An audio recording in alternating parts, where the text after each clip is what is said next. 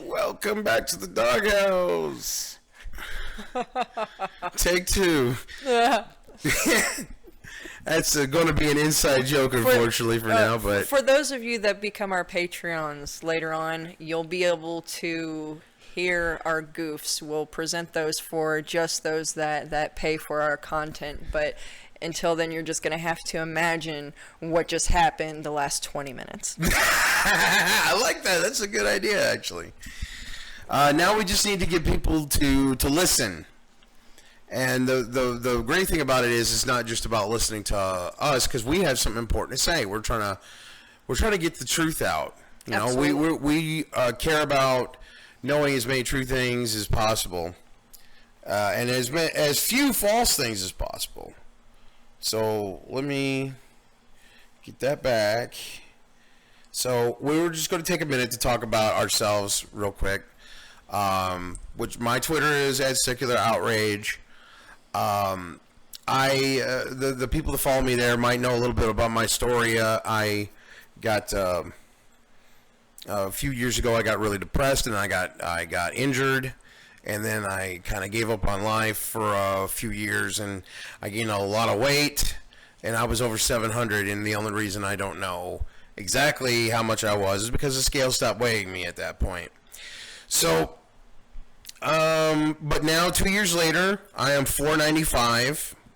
So I've lost over 200 pounds, and my goal, I'm almost halfway to my goal of reaching 200 pounds. Good job, bro. Thank you. I appreciate that. And that's mine. Alex. I've been working a lot on myself here lately. I joined a transgendered group, and through them I have been starting my own journey of who I am and how I actually feel. And also it involves the pronouns that a lot of people are confused by, especially, you know, if you don't have members of the LGBTQ community, you know, around. It's called translanguageprimer.org, and it goes through a large variety of different pronouns, meanings. It may have some hurtful language, and it'll describe why it's hurtful. It's a really good read. I think you should check it out. Awesome. Okay, so viewers know or can see on the screen what's going on in our first story. Prosecutors drop criminal charges in Flint water scandal. So, as a quick crash course on that, essentially a few years ago, it was discovered by some investigative journalists that the Flint, Michigan water, the cost-cutting measures of the local authorities basically ruin the water for their people. The poor residents have to shower and bathe and cook with this water that's got a ton of lead in it, and it's causing massive sickness and caused a lot of people to die.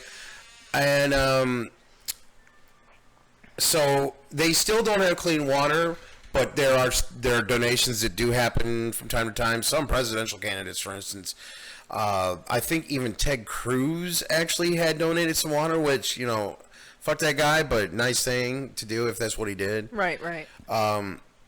So, fast forward to 2019, and here we are with a CNN article that says nearly 40 years since the city declared a state of emergency over its water, and 3 years after the first charges were filed against government officials, prosecutors on Thursday dismissed all pending criminal cases, pledging to restart their investigation from scratch. Oh, that's bullshit. You're looking at another, 4 years before they come to some kind of conclusion? That's fucked up.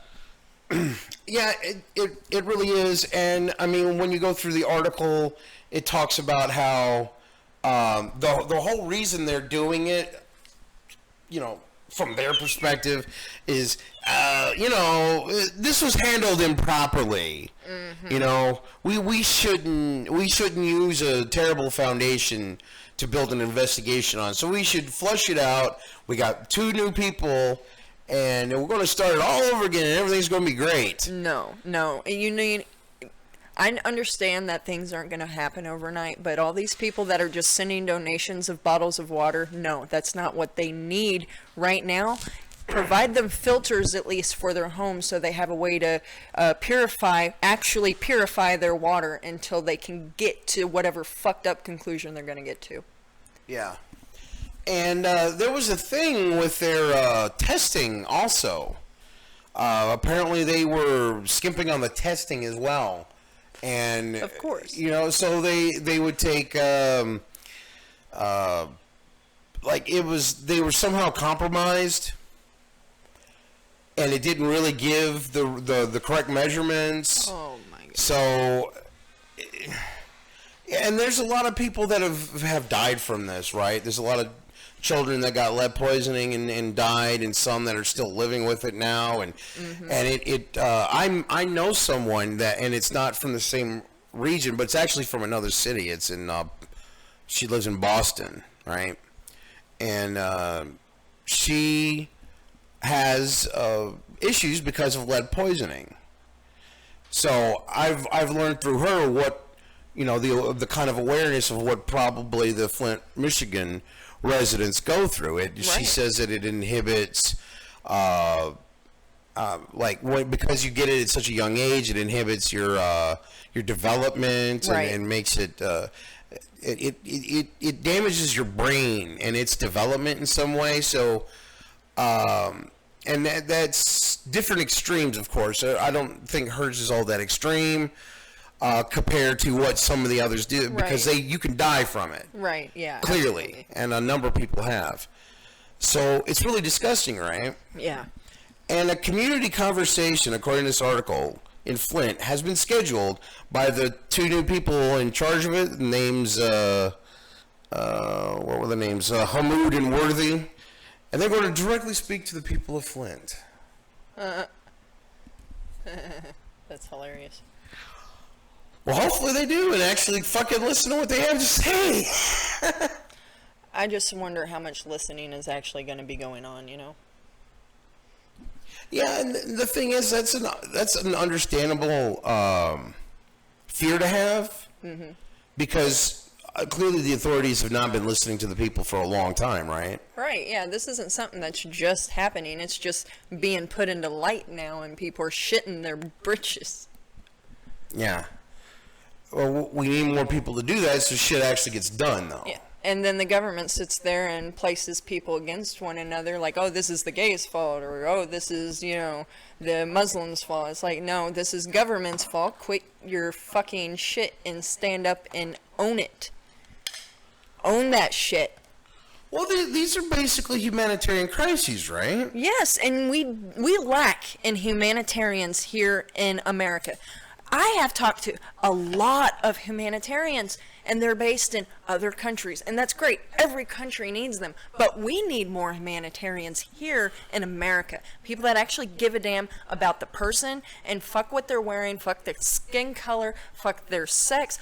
It's bullshit. I mean, it's maddening. It's at the point where, I have to provide for my family. I can't just leave my home. And I know there's a lot of people that are in the same predicament as me, but there's something that we can do. All right, if you're stuck at home with your kids and you can't go and picket, or you can't go and protest, help the people that are protesting. They have donation sites for people that can't show up but deeply feel the same way they do, so that those that are out there able to be, have some sort of income. Because think of it, they're like groupies. All right, groupies didn't make a whole lot of money outside of selling merchandise and stuff that represented their hobby, which would be the band that they were, representing, correct? It's the same thing. We need people supporting our humanitarians and our protesters. That matters. Yeah, I wanted to address something that you said while you were just talking about that. There's a thing that political strategists once in a while do, which is, for like getting voters out, right? Mm-hmm. They'll bust people. That they'll basically help people get to the voting booth if they can't on their own, like if someone needs a ride or something like that. Right, yeah, I've seen the buses about a month ago that were preparing the route and stuff to help these voters get out there into the polls, which I think is great. Yeah, it is, I think. as long as it's not used in some kind of astroturf way. Yeah, some of the shit that Trump says gives open ability to translate differently. You know, come up with your own conclusions. And this is the type of president, he does this all the time. He beats around the bush so much, and when he talks, it makes no sense unless you're trying to read between the lines. Yeah, right. So, back to the article. Still have a couple minutes on this. Melissa Mays, 40, a Flint resident and founder of local advocacy group What Are You Fighting For, told CNN that she first learned of the dismissal through a call from a New York Times reporter. I was horrified. I felt blindsided, she said. The way we saw the message delivered today is hurtful. It was re-traumatizing. May said that her family is currently saving up for a water filtration system. We have constant fear that this will never be fixed. It's not fair. We didn't ask to be poisoned. Right. And not a lot of people, especially poor people, can just up and move to a better place. Give me a break. Yeah, right? Because we keep the wages low so that no one can save any fucking money. And they're kind of testing on you. Oh, well, now we see what this lead poisoning does to you. How's it feel? What are your symptoms? Sorry. I think we already know a lot of that. I think the problem is they just don't give a shit. They're inhumane. They are inhumane. That's fucked. Yeah, so naturally they feel, completely betrayed, right? By their own representatives. Absolutely. Yeah, their voice isn't obviously being heard, and the representative is obviously being given money to, delay this bullshit. They need to just come clean and be like, yeah, okay, we fucked up, and we're about ready to start over. And it's not going to be your money, it's going to be our money that we've been stealing from you for years anyway. God. The lead impact on our children hasn't even been realized, which means that there's many unknowns to their future. That's a good point, because they don't know how that's going to affect their development throughout the years. It's stunted them likely, like right. that friend of mine I was talking about. From it.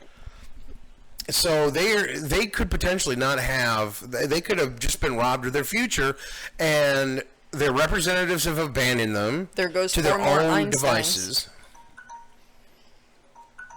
Okay. It's telling me to shut up now. Okay, so if you guys want to know more about that, there will be links to the articles in the description, so always feel free to follow through those links and check out the articles for yourself, and always do your own due diligence and Google and check your local libraries and shit like that. So, on to the next. So, I'm sure a lot of you are familiar with what happened to the undercover police officer in St. Louis who was beaten by 4 other officers. So, I'm just going to skip ahead to the current year now. All right. And some FBI agents had started an investigation. And usually when they start an investigation, they send a letter to the person that they're investigating to let you know, hey, you're being investigated. Mm-hmm. Okay, that is part of their, job to do. However, they had already started their investigation before they had sent, all right, this information. Oh, load. Ugh. Anyway, so they had 2 FBI agents that were working the case. And they decided that they wanted to, I guess, fuck with the person to see how, because they already had his information from his phone as far as like texts, emails, and stuff like that. So, I mean, they already had a good amount of information before they actually reached out to him, okay? Load. Sometimes, I swear, I definitely need better equipment. Well, go ahead. I'm like, forgive me. No, it's cool. I've got the St. Louis Post-Dispatch article up right now on the screen for good. That's see. Yes. The headline: Undercover St. Louis cop says colleagues beat him like Rodney King. Describes attack as free for all. Yes. All right. Finally. And these images we're looking at. Yes, go on ahead. Go on ahead. No, if you've got it up, go for it. All right. So, I don't want to do your survey. I don't want to do your survey. You suck. Come on. Isn't that the thing? It Always is. an ad everywhere. There we go. All right. So, an undercover. You're an ass. Google is going to make me do. Do you want me to go ahead and start and then when you get caught up? Yes, Okay. please. So, an undercover St. Louis police officer who was beaten by colleagues during protests in 2017 later described the attack as a free-for-all and told someone at police headquarters that he was beaten like Rodney King, according to recently released court documents. Detective Luther Hall's statements about the night he was attacked were used by the FBI to justify searches of 4 officers' cell phones and associated accounts as agents investigated both Hall's attack and the arrest or detention of other protesters following the September 15th acquittal of former St. Louis police officer Jason Stockley. They provide the most detailed retelling of Hall's version of the attack and new information about the resulting FBI investigation. Have you got it? I got it now. All right. That investigation resulted in charges in November against 4 police officers. Officers Justin Boone, Randy Hayes, Christopher Myers were accused of the physical assault and charged with depriving Hall of his constitutional rights and conspiracy to obstruct justice. Myers also is charged with destruction of evidence, accused for destroying Hall's cell phone. Officer Bailey Coletta was accused of lying to the federal grand jury investigating the attack. All have pleaded not guilty. Hayes' lawyer, Brian McKillen, declined to comment. The other lawyers did not respond to requests for comment Monday. So real quick, that's Dustin Boone, by the way. Oh, is that Dustin Boone? Yeah. Haha, So go ahead. On Friday, a judge ordered redacted copies for the search warrants unsealed, and 4 to 9 have been so far.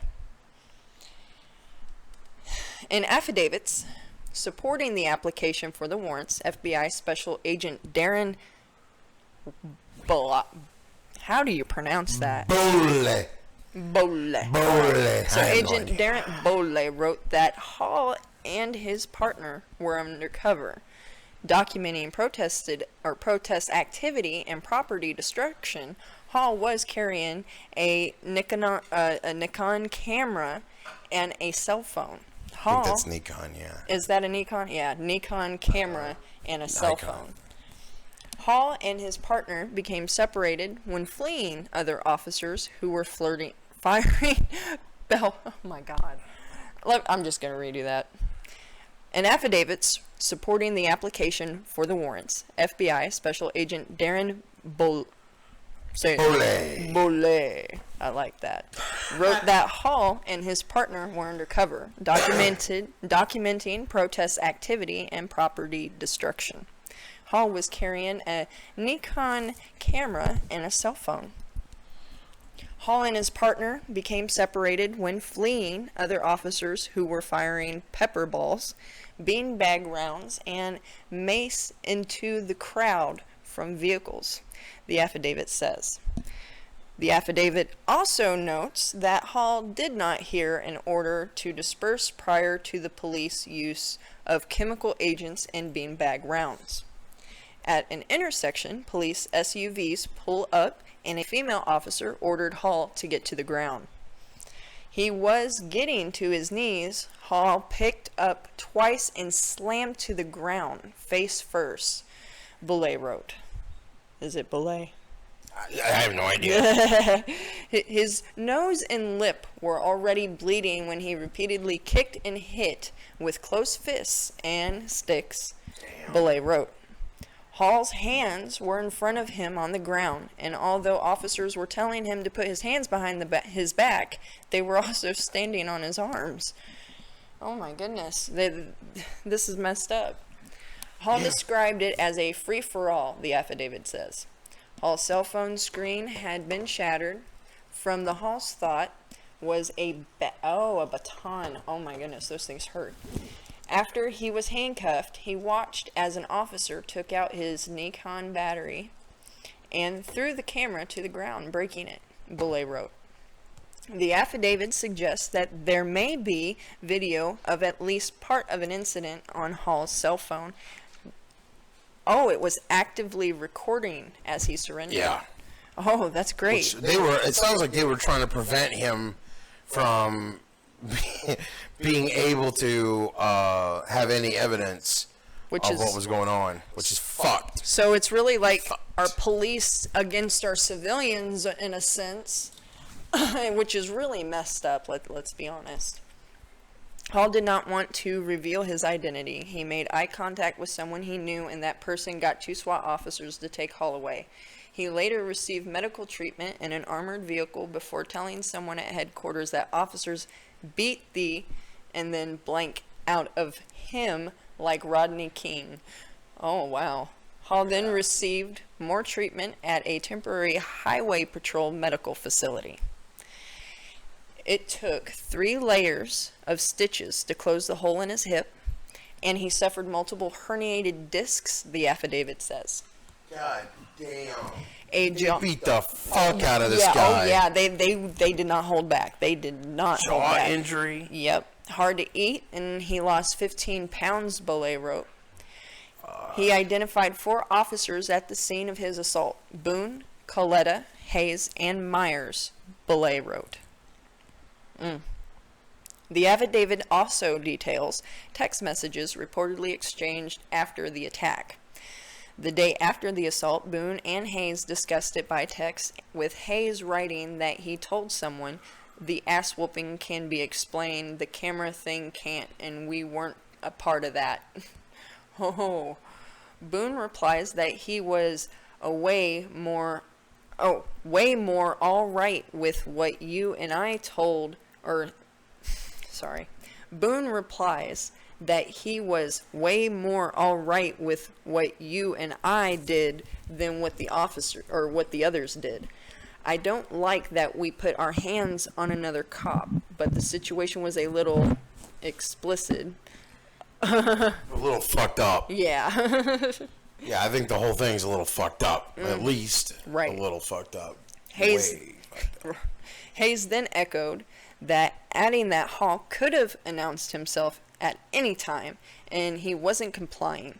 The camera thing is just ignorant. Nothing we all haven't done, and if it was a protester, it wouldn't have been a problem at all. Which is the problem. Right. And they don't seem to get that. And you all can read the rest of it. I'm not going to go into any more detail. It's not a whole lot left to read. If you want to check it out, do your homework, look for other links involving it. But I just want to say, when an officer thinks it's okay to harm a civilian for absolutely no reason, but then is horrified because he ended up hurting a cop or assaulting another officer and thinks that that's a problem, I think a lot of cops need to go through retraining. A lot of them. Because they're going to end up with a serious riot on their hands, and it's not just going to be in St. Louis. All right, we're talking what's going on in Louisville. We're talking about what's going on in every fucking state. The small people are going to rise up. And when we do, we're going to hear nothing but apology after apology after apology while they're being hung. And that's why we need more humanitarians in America, because this war is almost becoming inevitable. That's pretty well said. Well, there's a couple more quotes here. Hayes replies he wanted to apologize. Quote, "Before someone gets in his ear and true to turn this into something more than it was." I think he meant try to turn this into something more than it was. Boone replies, "Exactly. That's my biggest fear now that it's getting around. Somebody puts money or race in his ear, and he listens for some reason, and it's over before we get to say a word." Mm-hmm. Well, so they already are pissed off because the narrative, they think the narrative is going to be set against them, when they're trying to set a narrative against the other guy. Oh, it's fucked up that he was being undercover, that he was doing his fucking job. That's fucked up. Excuse me.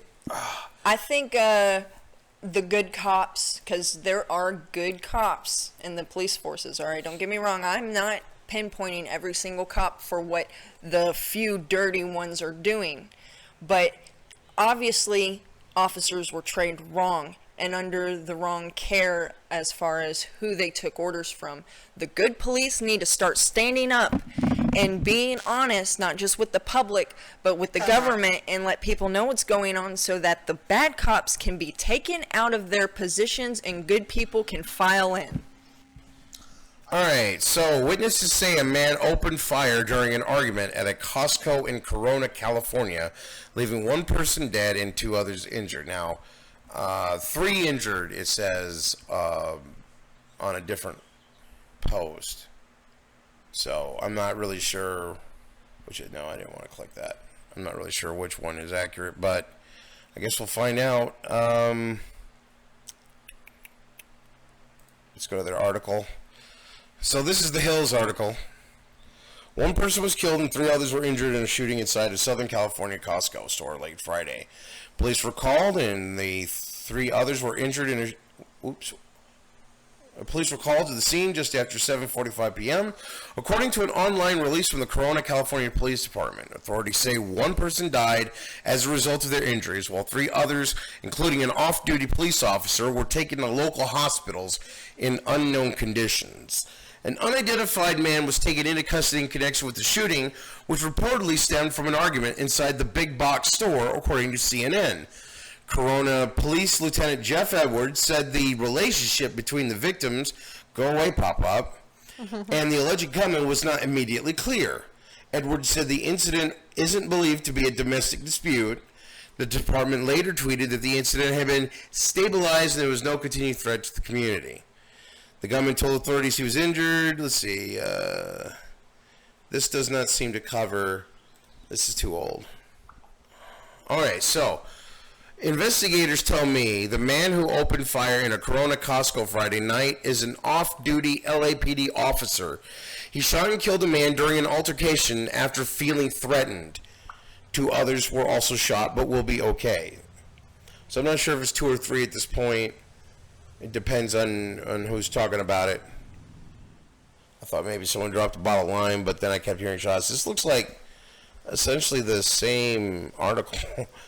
Lieutenant Jeff Edwards said the gunman was arguing with another man when he pulled out a weapon and fatally shot the man.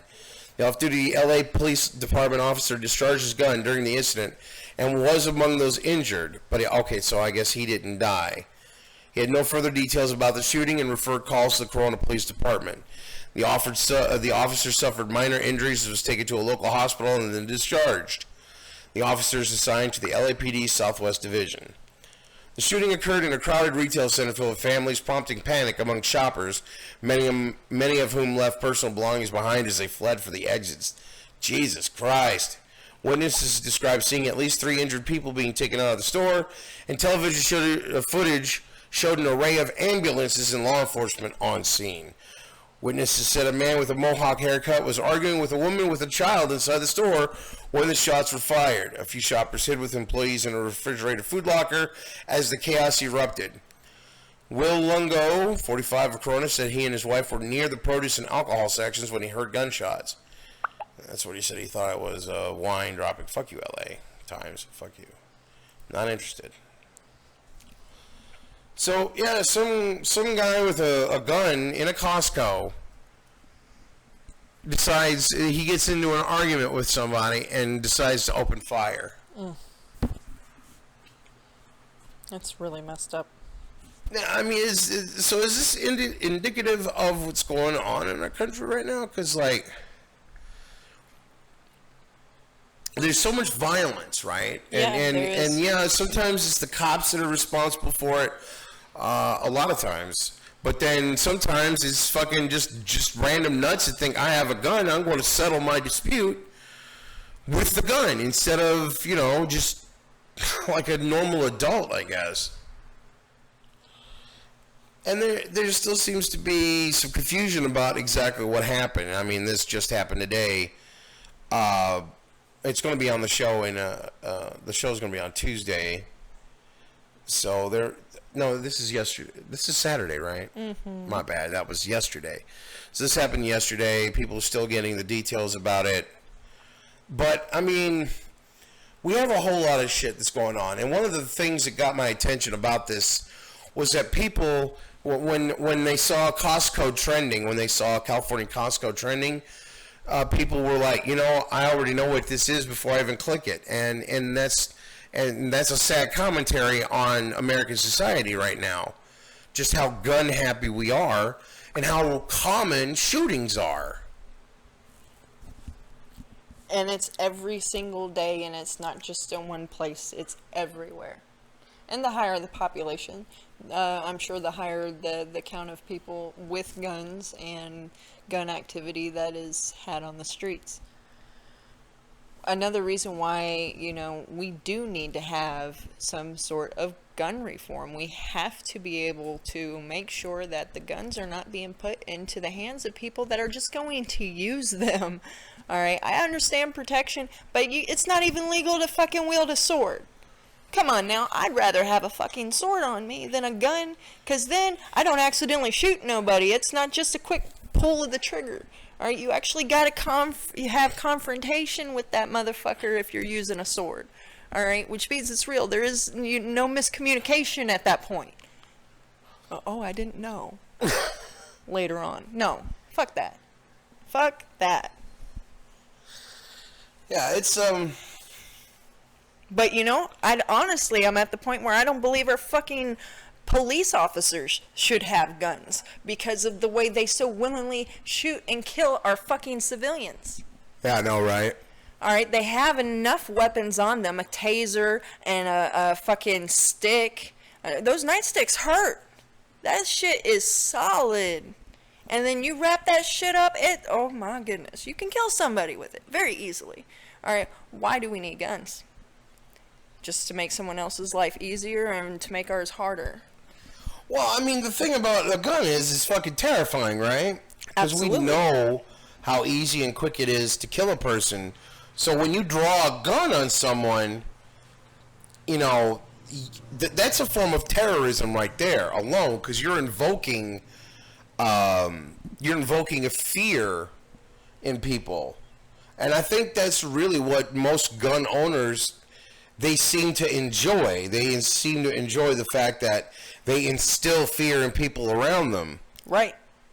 When the fact is that fear is not respect. No, it's not. It's far from.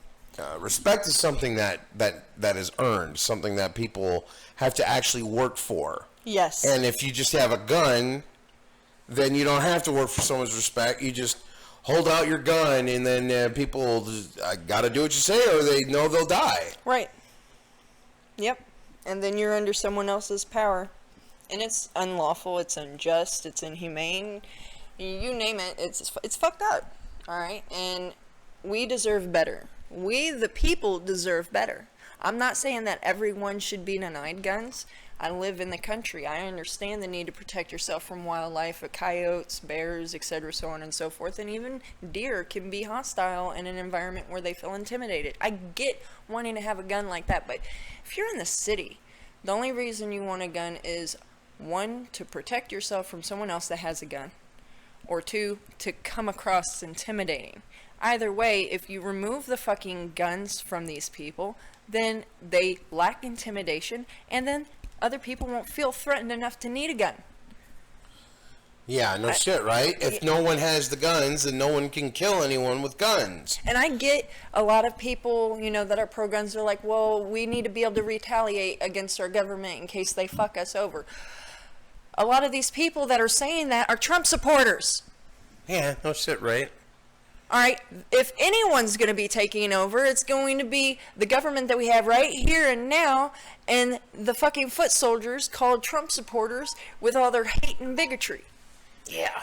And it's mainly people that are being used for their values that Trump is using. All right, he's not dumb. He may come across dumb and ignorant, but don't underestimate Trump. All right? There's no telling how far this man's willing to go before 2020 elections actually hit. And that is what we need to be afraid of. And that is why we don't need to be voting him back in for another 4 years. On to the next story. All right. I have the Deb Haaland Google search up on the screen for everyone to see.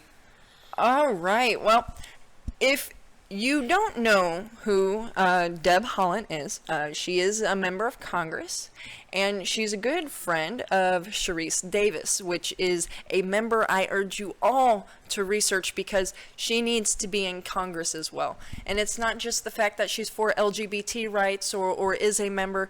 It's not just because she's one of the first Native Americans to be representing like the Kansas.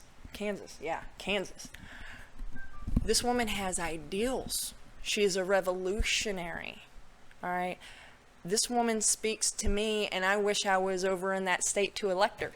What state is it? Kansas. Kansas. Yeah. Okay, so what's her platform then? All right. Well, I mean, she serves as the third congregational she serves Kansas's third congressional district in the U.S. House, and she was the one that defeated Kevin Yoder, which was the Republican running, with 53.6% of the vote. All right, so it was kind of like by a landslide. All right, so it shows you, how many people there that really do want change, but all the oppression that those people are dealing with. When you look at the vote, you can see it. It's clear. I am all for more Native Americans getting into Congress and becoming our government people because they care about our environment. This is their land too. They've been here longer than us, and it's time that they have a voice and quit being shepherded around by Caucasian rich men. Right? I mean, honestly, that's what's been going on.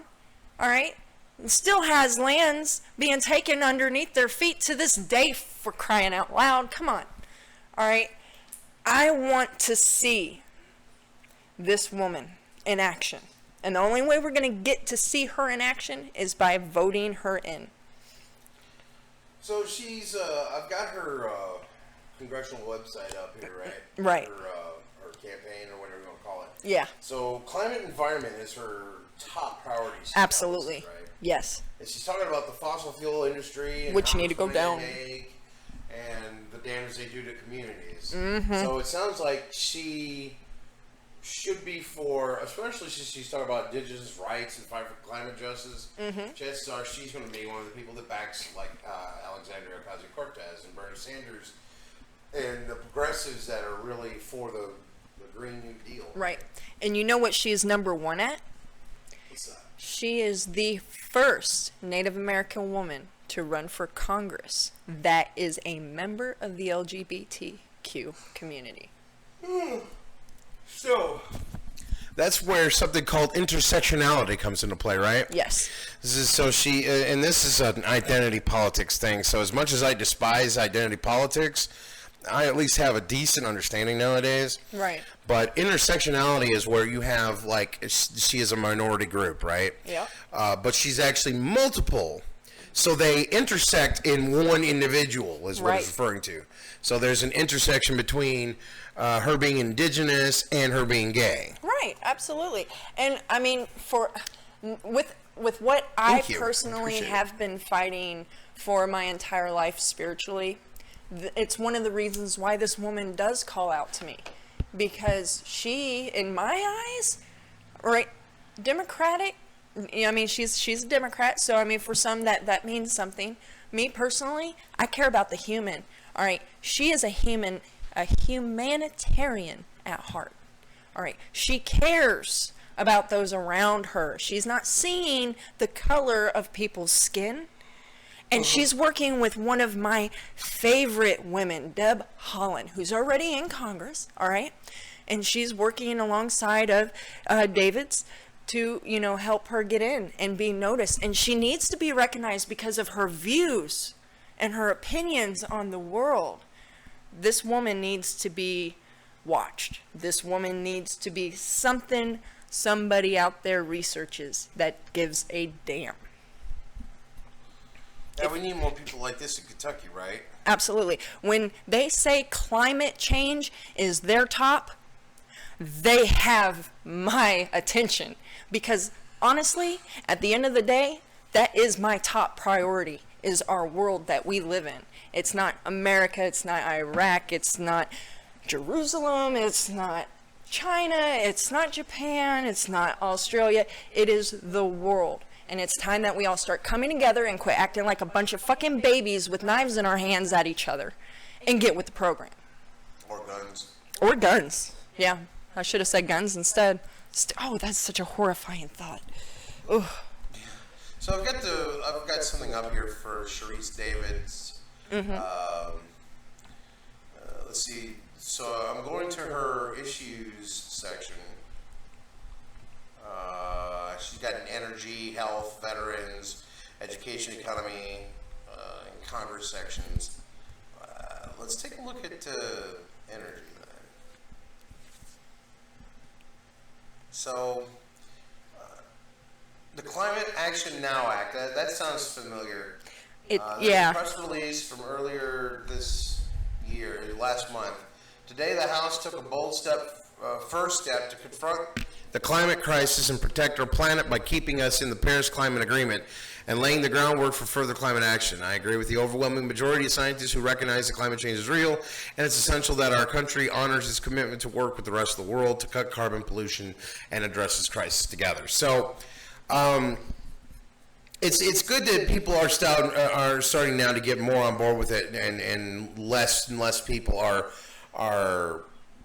denying it. Granted, they are a vocal minority, but they are a shrinking minority, I think. I do want to do a special one day, just sit down and discuss the members that are in Congress right now and go from, who they are and their beliefs. I think people need that education because it's not so much common for the main class of people that work, all right? A lot of people, it's the fast lane.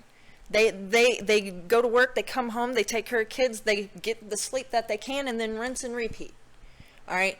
I think that we definitely need to do a special on who is in our Congress, who they are, what they're known for. This way we know who needs to be targeted and taken down out of that seat and get the right people in there.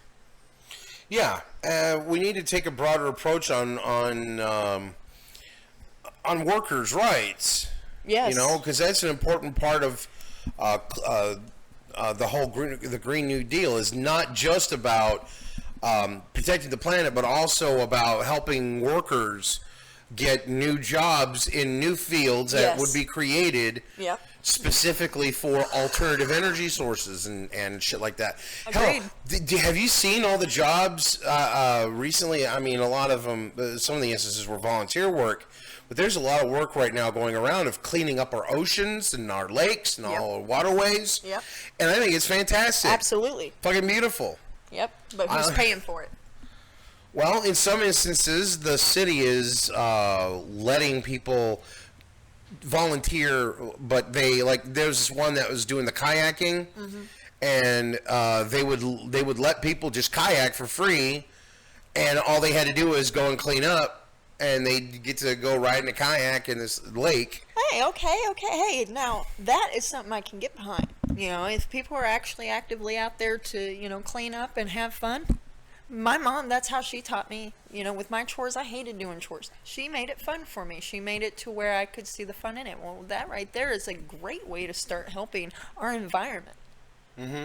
Making sure, and see, I think more people need to be aware of the little things that they do that affect the environment, right? Because for decades and decades, we've been telling people, just don't just throw your litter out the car window, don't throw your cigarette butts out. That's one I really am trying to break. Yeah. I really want to not do that anymore. Yeah, too many people do. Well, that's why we got an ashtray in the vehicle now, so that we can start making ourselves retrain ourselves to be more pollution aware and environmentally aware. Right, exactly, because who are we to say anything if we don't walk the walk, right? Well, Exactly. I'm going to be walking the walk, and just like any other Bernie supporter or Tulsi supporter, you know, we're all walking the walk. All right, we all have the same fight and struggle going on here. Our environment should be our main priority, and everything else will fall, you know, into place. We need to make sure that, you know, we keep our eyes on the prize for when it comes to vote. All right, I'm not going to tell people what to vote. But if climate change is important to you, you need to make sure that you are backing the right person.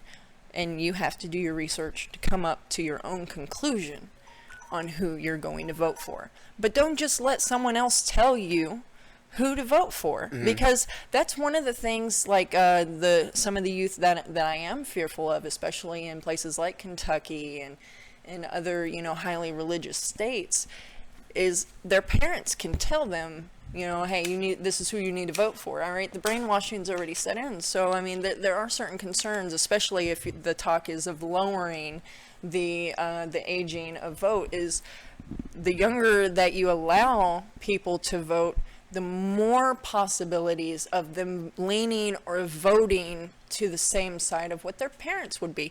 Now we're going back to when blacks were first given the ability to vote. What, the 1/5 law? 3/5. 3/5 law. All right, but they weren't voting for themselves. They were voting upon what their master told them to vote. All right, another way that the rich kept control. I think that was for the free blacks, though. I don't think slaves had a vote. They never did? I don't think so, Oh, but I horrible. mean, I That's don't even know, worse. to be perfectly So that was honest. just for seeing, and that in itself is even worse. It's all bullshit, and I'm glad Yeah. that's over. Absolutely. You know what I'm saying? Just another form of the rich keeping control. Yes. So now that we're, let's see, what was the last thing? Elaine Chao. Oh yes. This was my last one. Yes. So there, let's go ahead and hit start on that. Elaine Chao is the United States Secretary of Transportation. So let's paint you a little puzzle here. Well, why is that relevant? Well, right now she's being investigated for some corruption Some. involving basically a scandal, and it involves taking some money.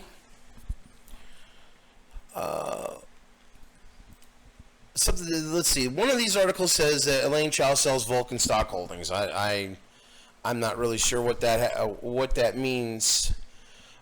She earned the shares while serving on board of the paving material supplier. So, okay, sold her shares on a paving material supplier after a Wall Street Journal report that she hadn't fulfilled the pledge to relinquish the shares. So, yeah, okay, well, she eventually got rid of them. Who cares about that, I guess. But what is the investigation actually for? Yep. Let's get down to Let's the get gritty. to the Dems. House Dems fear retaliation as they ready investigation for Elaine Chao. House Democrats are poised to launch an investigation into the Department of Transportation Secretary Elaine Chao over allegations that she used her position to advance the interests of her family and her husband's political career. Now, well, who the hell would be married to Elaine Chao, I guess, then, right? Why is that a difference? It turns out it's Turtle Boy, Mitch McConnell himself. Nah. Holy shit. Yep, Elaine Chao is the wife of current Senate Majority Leader Mitch McConnell. Makes you wonder how they got together. Was it like a mail order bride type of thing? Oh, I don't know, man. Well, especially with sex working not being legal, that would be very shameful of Mitch McConnell. Which, I mean, we're not shaming sex workers. Oh, hell no. I say We the think right they're to cool. fucking vote and the right to fucking work. And it's your fucking body. You do with it the way you're going to. However, I do say with sex working that there needs to be proper buildings for you to be able to work out of. That means constantly, you know, having the checks done. The people that are, you know, your clients are getting checked if it's actual sexual intercourse that you're participating in. But it needs to be a safe environment first and foremost. A Yeah, I healthy, absolutely agree with you. safe environment. Outside of that, everyone's got fetishes and kinks and niches that, you know, they want to fulfill, and there's nothing wrong with having those fantasies as long as it's not children. Yeah, okay, but so back to Elaine though. Sorry. It's okay. I don't think that's how that happened, but I mean, you never know. No, but like I was going to say, we're not shaming sex workers, but the fact is, the right wing, they're always talking about how terrible that is, and they're always trying to prosecute people that are, you know, this is the whole sex shaming shit. But either way, so Elaine Chow is Turtle Boy's wife, and she is involved in a potential scandal. And of course, I mean, Mitch McConnell and Trump, you know, they're besties, right? Virtually. Because Mitch will do anything that he's a lap turtle for Trump. Trump. Yep. Trump, I love you. I love you, Trump. Please spread me, Trump. Feed me daily.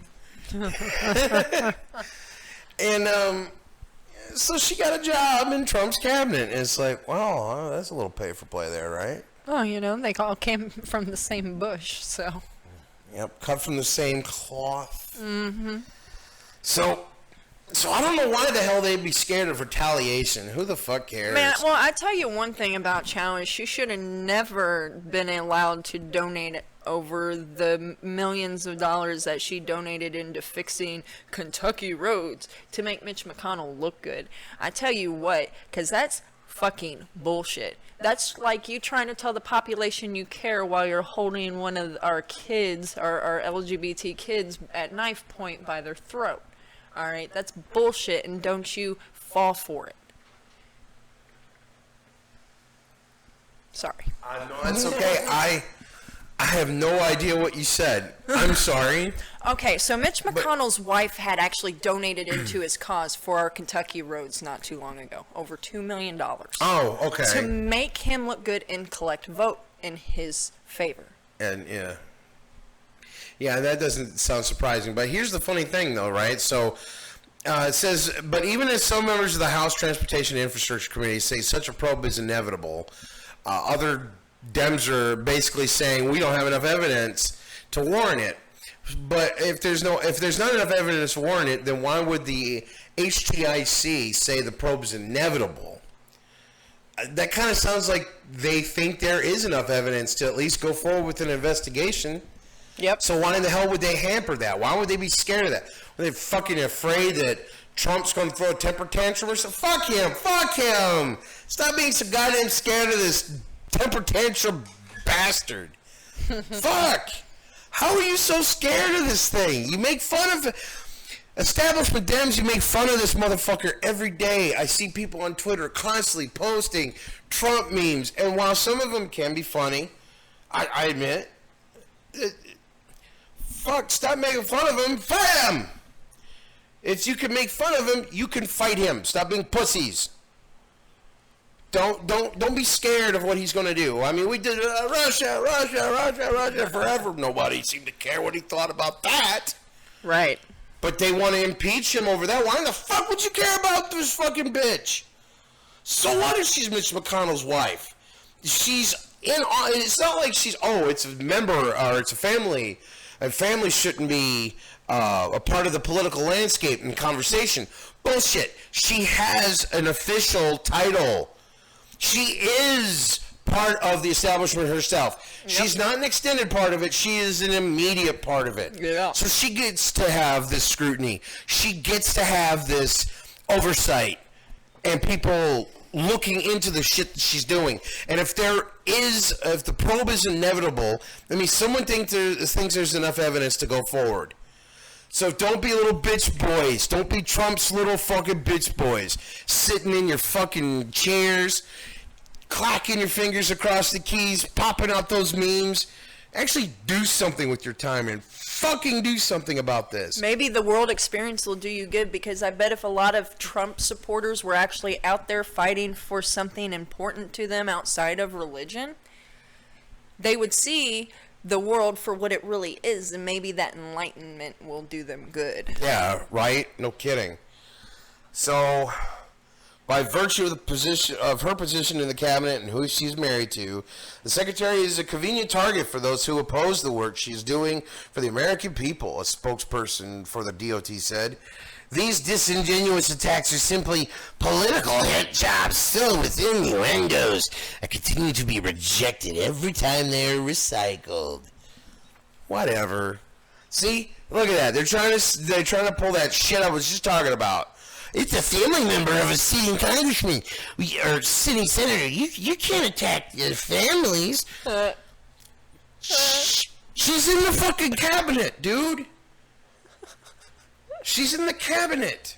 She's a part of this establishment, a part of the administration. No different than Kellyanne Conway, no different than Sarah Huckabee Sanders. You guys don't mind investigating the shit out of those two. It's or not Betsy DeVos, or Rick Perry. Mm-hmm. All these dumb motherfuckers. Just listen. I know I get excitable and use foul and dirty language, and it might hurt feelings, and that's unfortunate. But grow a spine. Look, don't make you shit taller. is on fire. Stop acting like it's not. We have to get McConnell out of here. We have to get these corrupt douchebags out, and not just replace them with the Democrat light version. Mm-hmm. That doesn't make sense. Vote Bernie. Right on. Right on. Well said. Well said. So, with my last thing today, it's concerning border issues. And there are too many issues to count. But when a teen mother has a prematurely born baby and is neglected at the patrol border for 7 days, the woman was able to get into the hospital temporarily to be looked at, but the baby wasn't. They never once looked at the baby. Alright, she's sitting in a fucking wheelchair because she can't lay down. It's too uncomfortable for her because she had a C-section. Alright? Yeah.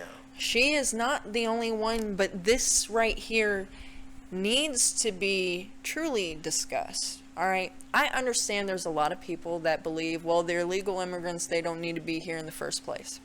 Let's talk about where these immigrants are coming from. I did some research, alright? The Mexico is not thriving, alright? In fact, a good majority of their population is in very terrible lows of poverty. Alright, they don't have access really to like a TV anytime they want to look up what's going on in America. A lot of it's word from mouth or maybe even internet, to some degree. And people are coming here not just from Mexico. Alright, we got people coming from a lot of different places because of all the hate crimes on the LGBTQ communities. And not just the gay people, alright? But there's a lot of people that are seeking refuge for their children. Alright, these are good people. Alright, I understand that you need to investigate to make sure that we're not letting criminals in. But this right here, if you have a baby and you're coming into our border, especially if you need fucking medical attention, they need to be rushed through. They can be examined while they're in the fucking hospital waiting. Alright, this is inhumane. Far worse standards. This is President Trump. This is the hate and bigotry right here. Yeah. Check out what it says right under the headline, too. A 1-month-old infant was wrapped in a dirty towel and looked listless, according to immigration lawyers who visited the facility. Didn't even cry. Too fucking weak to do so. This baby may not even survive. Well, and not only that, but the conditions that they're being put in, like you were talking about, right? They have foil to wrap themselves up with, these foil blankets, something to keep warm if they're announced. That's another thing. Not all of these places are inside. Some of these people are in cages outside, in large cages with just a fucking blanket in there, and if they're lucky, their loved ones. Yeah, I have a picture up here on another article that I really think this is an important article to talk about while we're on the topic of the migrants and the terrible conditions, because there's this picture here that's from the article that the Teen Mom article, right? Right. And this is just horrific to look at, because that looks like a jail. Yeah. To me. Yeah. That looks like a jail, and that's essentially, I mean, what it is, right? Yep. You don't really have to. You don't have to do a lot of deduction here to realize what's going on. These people are being held against their will. They're being held in cages, and they're being all pushed into a little area. It looks like there's more room if they actually let them, but they're just cramping them up. And stars forbid if they seem outwardly gay in any way. And so that intersectionality is where it comes into play to hurt someone, right? The more minorities they're a part of, the more likely they are to be marginalized. Absolutely. So if you have transgender refugees. Now, granted, I mean, the argument's going to be, well, there's not a lot of them because the population of trans people is like super minuscule, right? Right. But that, I don't care about how many or few there are. The fact that any humanitarian crisis goes on at all should be a problem for people. I don't get how you can look at something and say, that's too bad. Fuck them. Whatever. I don't get how you think that way. And let me illustrate that after you're done with this article. I'll illustrate that. Well,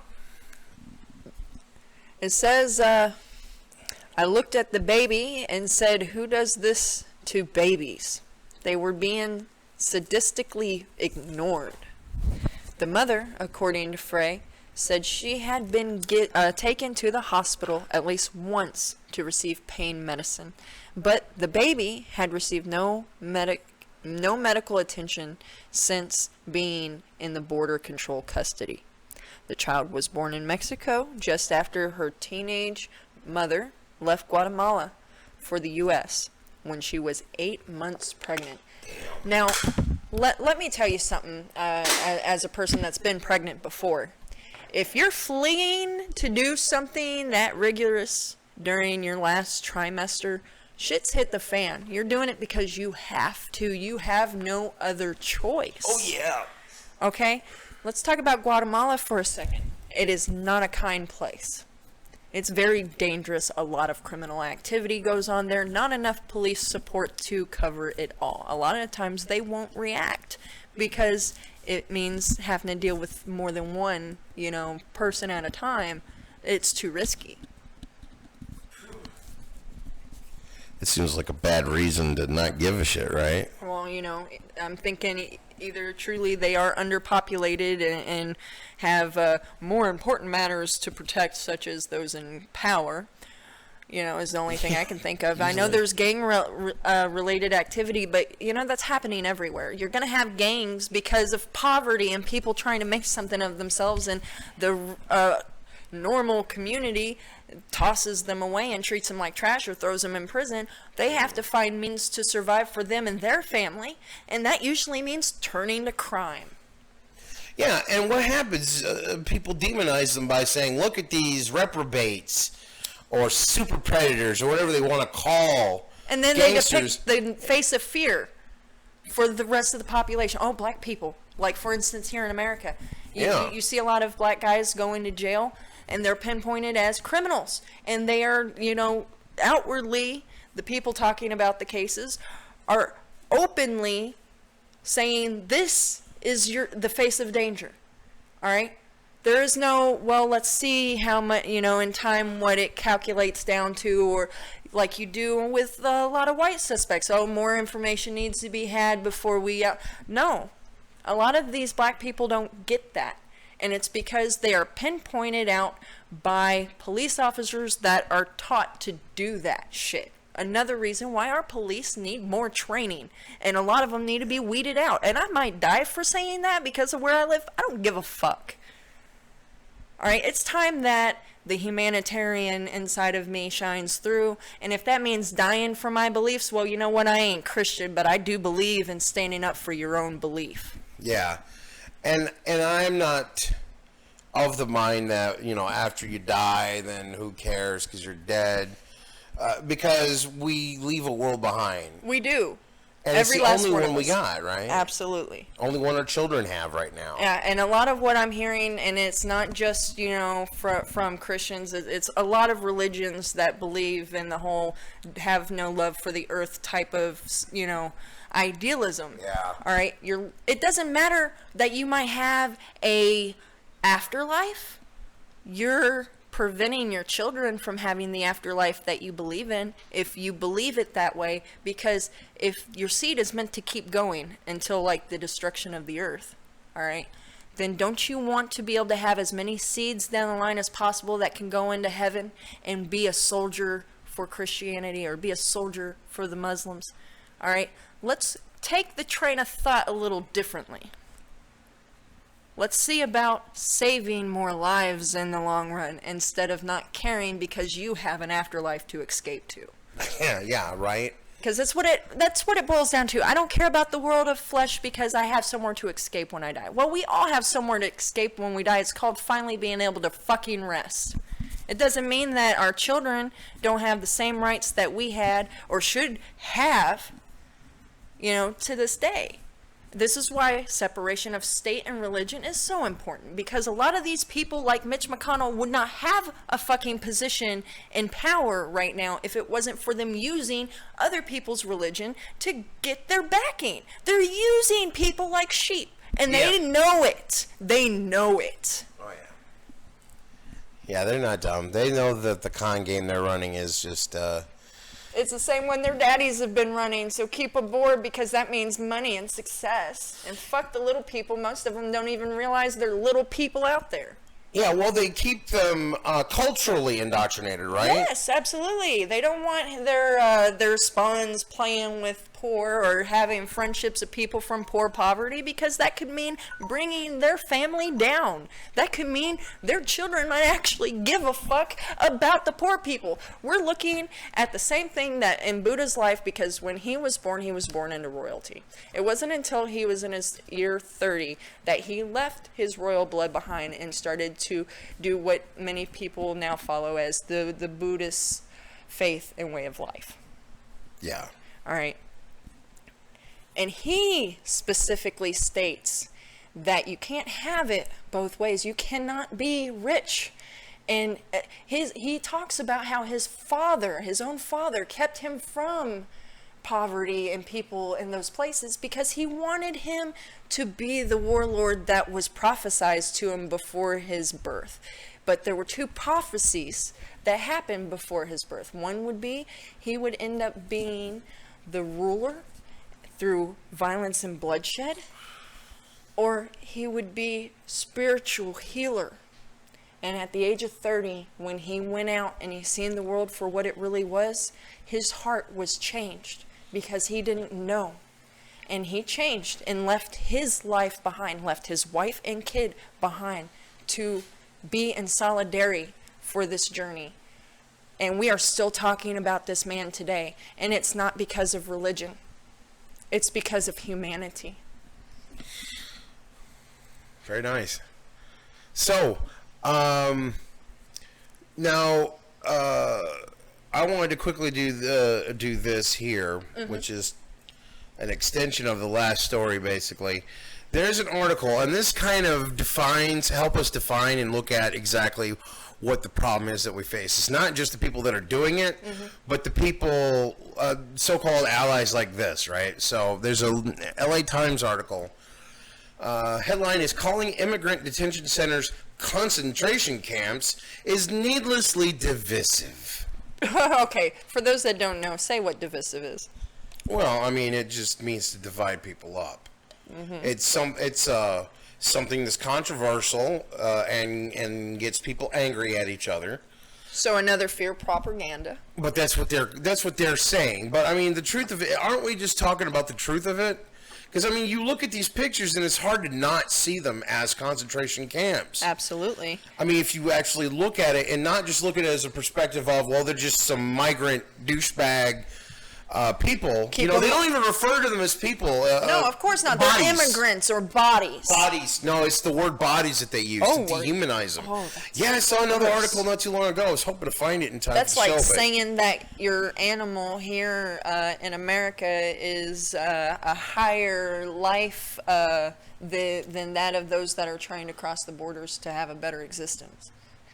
Yeah, and they're just people like us, and we put it in people's heads that, no, you're better because you're this, or you're better because you're this. Mm-hmm. And you should fuck the rest of them. They've got their own privileges. They've got this. They got that. Oh, no. Someone in jail might have clean water. Right. Jesus fucking Christ. We can't even get clean water to our poor people. Well, and a lot of Trump supporters will sit there and say that, well, so what if they're in prison? They get 3 meals a day. They get healthy water. Look at Flint. Yeah, well, see, the thing is I'm okay with them giving food and water to prisoners. But it's like, hello, we need to get the water to our own people, man. We got people that aren't even in prison that are basically living the conditions of a concentration camp. Absolutely. So the idea of calling them that and it being a horrible thing, fuck you. So let's just be an eye-opener and say that it's not just immigrants crossing the border that are being treated like criminals or in concentration camps, but we're doing it to our own people, and they're not the only place. Flint is not the only issue. We have an issue here in Kentucky of a large group of people that live near the fucking mines and shit like that, and their water's fucking dirty. Has been forever, and now what? They're going to sit there and, oh, we need more time. We're going to reinvestigate. Bullshit. It's just because of the coal. Yeah. Right? The coal mines, and they polluted the water. And it has been for years, and people have known about it and don't say anything, and then when the small people try to say something, it's always hush, hush, hush. Well, because you can't expect a corporation to spend a little money, because that would cut into their profits, and that would cut into shareholder dividends. Right, absolutely. I mean, Jesus Christ. These fucking people, that's all they care about, right? Yep. Just making a fucking penny. Mm-hmm. Doesn't matter how many people die, as long as they make that extra nickel. Well, I mean, and same thing with the tobacco companies, all right? I'm a smoker, and I really have tried a couple of different times to quit via means of the patch, via means of using the gum, and cold turkey is the closest I've gotten. And then shit hits the fan, and I'm like, okay, I'm either going to kill someone or I'm going to smoke this cigarette because it's available to me. All right. And automatically, that is a way that the government for years has been allowing the tobacco company to abuse and use the citizens here in America. Because you notice in other places of the country, not only are there high warnings, but it's so damn expensive. You have to literally be someone with a good fucking job if you're going to have a smoking habit. All right, and honestly, let's look at it. It needs to be the same way, but it needs. Yeah. I mean, I remember 20 years ago, man, when I was buying cigarettes, they were like, there was this one place right in town, right? Uh-huh. That had there was a little tobacco shop. It may still be there, I don't know. But I was buying Marlboros there for like $1.50 a pack, and at that time, I was like, man, I miss that price now. Yeah. Oh, God, I miss that price now. Same thing with the gas prices. It used to be a nickel or a quarter, for a gallon. And then, it just kept going up and up. And it's been around the $2 mark now for, years. But, Between 2 and 3. Yeah. Pretty consistently, yeah. And in other places, depending on the population and the amount of money that area has grossed, some of those places are even $4 or $5 a gallon. Well, it used to be really bad. I mean, even in Kentucky, we were getting close to $4 a gallon at one point.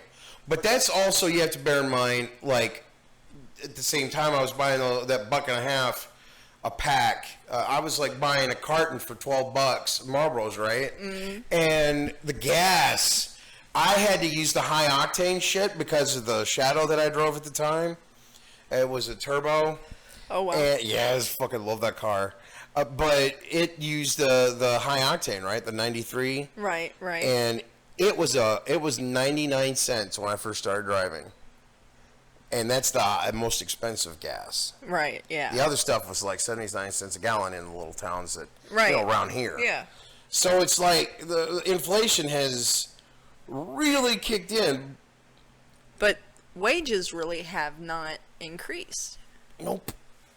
And Not this really. is something that affects every working body. I don't care how good of a job you have. If you're part of what's considered the working class, you're being gypped. Plain and simple. Yeah. Well, so real quick on this, getting back to this real quick. So, the article itself says, the reason Americans can't talk politics with one another anymore were displayed prominently in Jonathan Katz's well-meaning op-ed piece, Call Immigrant Detention Centers What They Really Are, Concentration Camps. Right. There should be, as Katz notes, mass outrage of the system that separates children from their parents and brutally holds detainees in isolation cells. The question becomes how to best engage the public. This is where Katz's approach fails. He further alienates those in the center and on the right with his concentration camp hyperbole. Now see right there, that is everything summed up about the Democratic establishment in one fucking paragraph. Oh, they use words that upset people. We can't do that. Right. We got to engage people in a dishonest way. Absolutely. We got to color the language up a little bit so that people feel okay hearing it. No. You need to appeal to their sense of outrage because it's a fucking outrage. Absolutely. They sit there and they talk about how that people should be outraged, but just because the words they're using, then they suddenly lose the conversation.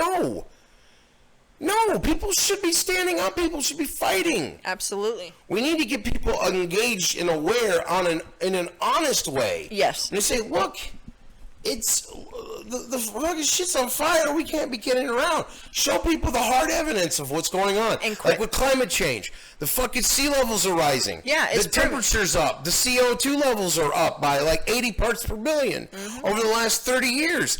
Guys, fucking on fire.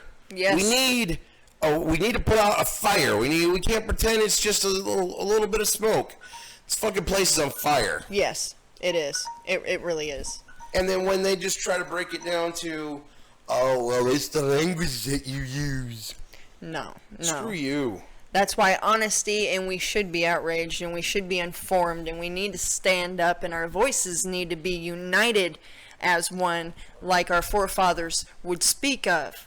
You know, it takes all of us as a community to make real change, or we're just going to keep putting the money back into people that really don't need its pocket, and we're going to keep having our elderly die of starvation or issues that, you know, deal with the fact that they were malnourished, and we're going to keep having more babies and children dying due to malnutrition, because let's be honest, food is getting to become a shortage. All right, that's something that a lot of people don't like to talk about. Well, the more people you have, the more people you have to feed, and therefore the mass production methods, they aren't always a good way, because I think it has something to do with the way that the shit's raised. Yeah. Because in order to make it work, they have to, in order to be able to feed a larger population. I read a thing on wheat that was really interesting not too long ago. People should look up the wheat mass production, because it's amazing. But yeah, we have an overpopulation problem. We just have to face that, and we have to tell people, look, as much as you might want to have kids, it's not really a good idea to have a whole bunch of kids, because there's fucking 8 million people in the world and we can't even feed half of them. Right. So please, just knock it off. Your stupid, silly religion that tells you to procreate and have a whole bunch of kids just so you could build an army for God. Fuck that notion. We got a planet to save. Our kids, you know, the ones that you go out and breed and make a whole bunch of, they need a planet to live on. Well, and the people that, you know, are being fought for that, or the people that are fighting for the unborn child, you know, or fetus, you know, within a mother's womb. All right? Some of this stuff, this hatred, they're not thinking the bigger picture. They're not seeing, they're not able to step out of their own bullshit long enough to really see the full picture. Yeah, That's where echo chambers are bad for people. They are. You know, I have a lot of people on my Facebook more than my Twitter. Most of my Twitter fans, they're actual legit fans. But I have a lot of people on my Facebook. And I do that for the reason that I don't want my own echo chamber. Because I'm not going to learn anything that way. You won't. You will not learn anything staying in an echo chamber. You make yourself get out there. You see it for yourself. All right. Yeah, you may only be able to do it locally, but it starts at a local grassroots level. Grassroots, definitely. Because that's where it's important to get out the vote, to get out to your friends and family and talk to them about the issues that are going on. Things, you know, being honest with your family and friends. Don't just, you know, when it comes to at your own table, I can understand having the caution of not freaking out. Oh, the world's on fire! Right. But it's important that people are educated, nonetheless, no matter how you go about it. Yes. It's better if you can do it in an entertaining way, like we try to do. Well, yeah, we do try to be entertaining. And on that note, hopefully people have enjoyed the content. And speaking of entertaining, if you have a Bernie event or wish to have an event acknowledged, please reach us. We have info. You can contact me via Twitter at Alex_informed, or you can even reach out to us as whole at Who Feeds the Dogs. That's at. I thought I said at Who Feeds At the Who Feeds the Dogs. That's what I said. Did you? Yeah. I Could have didn't swore I catch said that. at Who Feeds the Dogs. I don't know. I'm sorry. It doesn't matter. At least the information's there now. So please, yes, get in contact with us. We love to have people tell us about events so that we can acknowledge that they're going on and hopefully help more people look for these events and get more people to you. Do you have an ending? Oh, excuse me. Sorry. Yeah. Just real quick, at Secular Outrage is where I go on Twitter. Yeah, that's pretty much it for me. I'm good. Okay, so thanks for watching. We hope you've enjoyed the content. If you have, please hit like and subscribe so that you see notifications when our next video goes up. And don't be shy. Don't be shy. Absolutely feel free to comment on anything we've said. If you want to approach us and agree with us or disagree with us, either way, we don't care. We don't mind engaging you, and we don't get terribly offended at curse words and naughty stuff like that. So anyway, until next time, this is Brode And Alex. and you are leaving the doghouse. Bye-bye. Bye-bye. Bye.